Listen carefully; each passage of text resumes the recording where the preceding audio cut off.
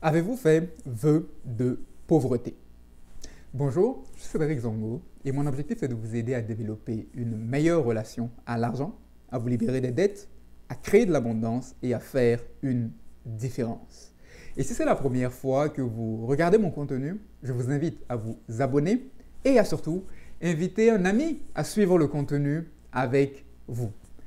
Alors, avez-vous fait vœu de pauvreté? Et je ne suis pas en train de parler de monasticisme. Restez tranquille. Le vœu de pauvreté est un terme souvent utilisé en psychologie financière et un terme auquel j'ai été introduit par le docteur Clowns et un terme en fait qui caractérise un ensemble de croyances qui expliquerait en fait pourquoi vous ne parvenez pas à avoir de l'abondance, à pouvoir bénéficier, vivre dans l'abondance dans laquelle vous souhaitez être. Et c'est l'une des raisons donc, pour laquelle vous ne parvenez pas à manifester cette abondance. Et en fait, comment est-ce qu'on pourrait résumer le vœu de pauvreté? Le vœu de pauvreté se résume par la croyance suivante, par la phrase suivante en fait, qui caractérise malheureusement beaucoup de gens. Que plusieurs d'entre nous, nous avons en nous, dans notre disque dur, notre disque dur mental, de manière consciente ou inconsciente. Et elle se caractérise par la phrase suivante, qui est que si je prends soin des autres, alors la vie s'occupera de moi sans que je n'ai rien à faire. Ou encore, si je prends soin des autres, si je me sacrifie pour les autres, alors Dieu s'occupera de mes affaires sans que je n'ai rien à faire. Et l'accent, c'est vraiment, c'est sans que je n'ai rien à faire. C'est un peu une application du donner et du recevoir, mais un peu poussée à l'extrême, où on n'est plus responsable de quoi que ce soit, ou parce que je me suis sacrifié, c'est une justification pour que Dieu s'occupe du reste sans que moi je n'ai rien d'autre à faire. Et elle se manifeste un peu, cette croyance-là se manifeste de différentes façons, chez des entrepreneurs et chez des particuliers de différentes façons. Elle se manifeste un peu par la pensée selon laquelle je dois tellement aider les gens que je suis prêt à brader des prix. Parce que ce n'est pas grave, même si je brade mes prix, que je ne gagne pas de l'argent, l'important c'est que j'ai aidé des gens et en bout de ligne, la vie, en bout de ligne, Dieu s'occupera de moi. Et ça conduit à de la négligence financière et des entreprises qui font banqueroute. Ça se manifeste aussi de différentes autres manières. Ça se manifeste par la croyance selon laquelle parce que je donne, que ce soit à l'église ou à des œuvres caritatives, je n'ai pas besoin de me soucier de ma retraite, d'épargner pour ma retraite, parce que Dieu s'occupera de ma retraite. Mon fonds de retraite, c'est l'argent que je donne. Ok. Ça se manifeste aussi par des croyances selon lesquelles on a de la difficulté à recevoir de l'argent quand on a rendu un service. Le canal du donner est très actif, mais le canal du recevoir est presque bouché. Même quand on a le droit, on a fait un travail, on a de la difficulté à être rémunéré, à accepter de la rémunération pour le travail qu'on a fait. Parce qu'on se dit, non, je me suis sacrifié pour les autres, on n'a pas besoin de me rémunérer, Dieu, la vie s'occupera, donc non, non, non, non, non, non.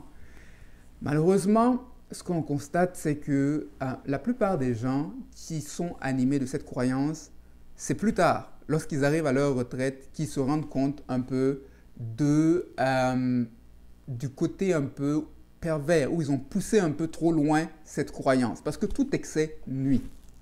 Et malheureusement, c'est une croyance, comme je dis, qui est prépondérante chez plusieurs personnes et dans certains milieux. Et c'est une croyance, malheureusement, que Dieu n'a pas décidé qu'il allait être d'accord avec vous dans ce deal que vous essayez de l'inclure. Parce que quand vous regardez à la Bible, vous lisez les principes en matière de gestion, oui, Dieu bénit la générosité, il bénit le sacrifice, mais aussi il vous dit que vous êtes responsable. Et donc, ça ne se fera pas sans vous. Vous avez aussi une part de responsabilité à jouer. Vous ne pouvez pas dire, moi, je donne tellement au point de ne pas épargner et Dieu va s'occuper de ma retraite. Il n'a pas décidé qu'il était d'accord avec vous dans ce contrat. Parce qu'il vous a aussi dit, épargne. Ça aussi, ça est dans la Bible. Il vous a aussi dit, planifie. Et je sais que certains vont me dire, mais non, Cédric, c'est écrit dans les évangiles que regarde les oiseaux du ciel, ils ne sèment ni ne moissonnent et ils n'amassent point, mais votre Père Céleste s'occupe d'eux. Et j'aime bien ce théologien qui a une fois dit, effectivement, votre Père céleste s'occupe d'eux, mais les oiseaux doivent quand même voler pour aller chercher la nourriture. Parce que votre Père céleste ne fait pas tomber la nourriture dans leur bouche. Il fait tomber la nourriture quelque part, mais ils ont une part ils doivent voler pour aller chercher la nourriture. Et donc, vous avez aussi une part de responsabilité. Vous ne pouvez pas dire que parce que vous faites du bien aux autres, vous n'avez pas cette responsabilité-là de penser, de réfléchir à votre avenir, de penser à votre bien-être financier, de penser au bien-être financier de vos enfants. Parce que dans les principes spirituels, vous êtes un gestionnaire de 100% de ce que vous avez reçu.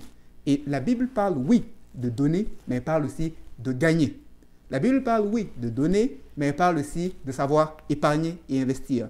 La Bible parle de se sacrifier, mais elle parle aussi d'autres choses. Et malheureusement, on a tendance à mettre un accent sur un volet au détriment d'un. Soit on est d'un autre côté, soit on est d'un autre côté, de l'autre côté. Mais ce qui est essentiel, c'est d'essayer de trouver la balance.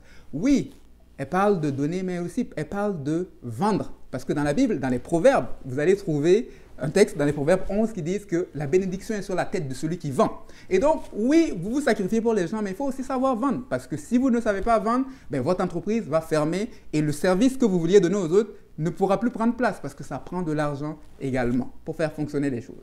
Alors, ma question pour vous, c'est, avez-vous fait vœu de pauvreté?